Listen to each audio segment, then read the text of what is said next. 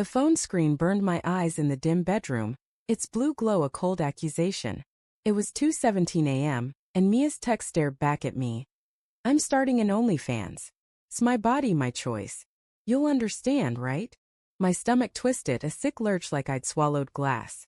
Her words didn't just sting, they clawed, each syllable a jagged edge.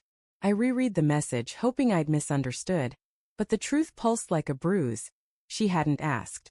She'd decided.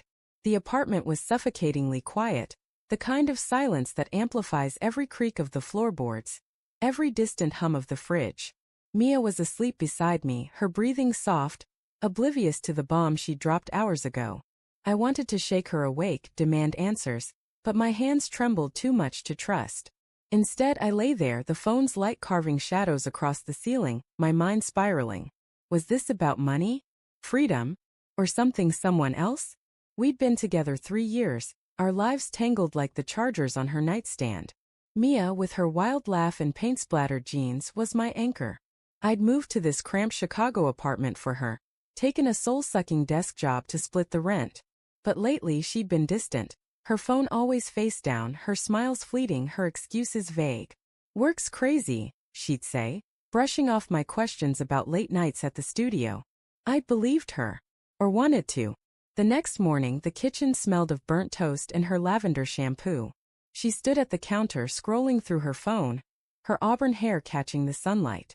I poured coffee, my voice steady despite the storm in my chest. So, about your text last night. Her eyes flicked up, guarded but bright. Oh yeah.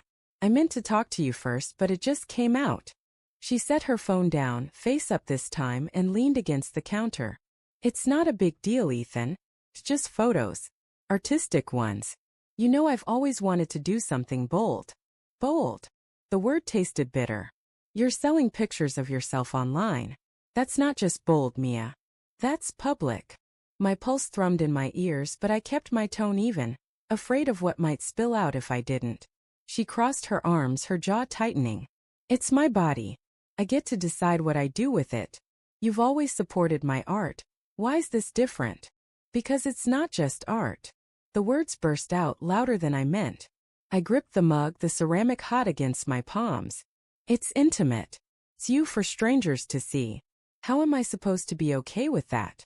Her face softened, but only for a moment. You're overreacting. It's not like I'm cheating.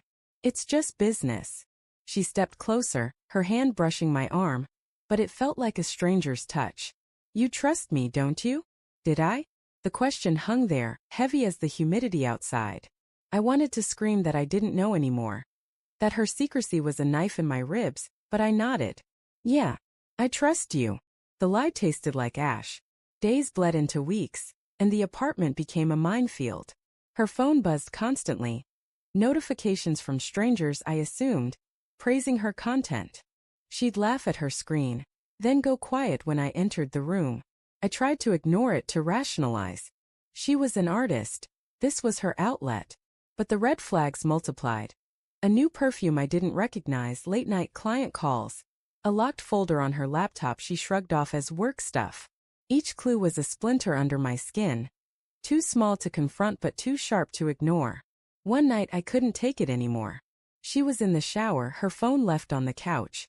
My heart pounded as I picked it up. Her passcode burned into my muscle memory. I opened her messages, guilt souring my throat. There it was, a thread with someone named Alex. Heart emojis. Flirty banter. A photo of Mia, one I'd never seen. Her smile radiant in a way she hadn't looked at me in months. My hands shook as I scrolled, each message a fresh wound. Miss you already, Alex wrote. Can't wait to see you again. The shower stopped. I dropped the phone, my chest tight with panic. When she emerged, towel-wrapped and humming, I couldn't look at her. Ethan, you okay? She asked, her voice light, oblivious.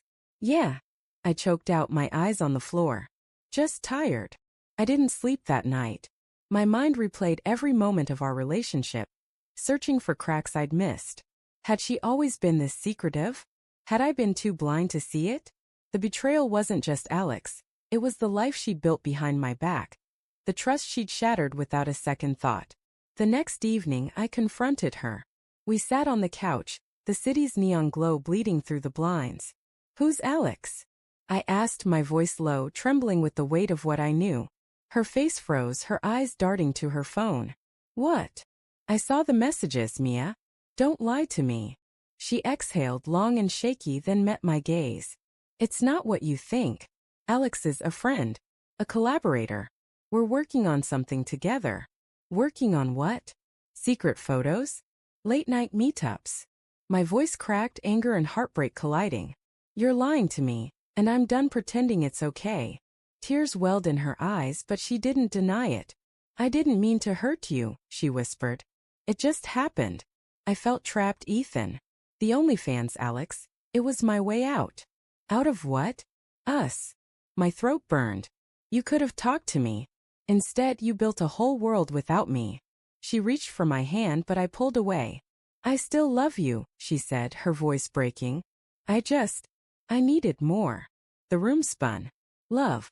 The word felt hollow, a mockery of everything we'd been.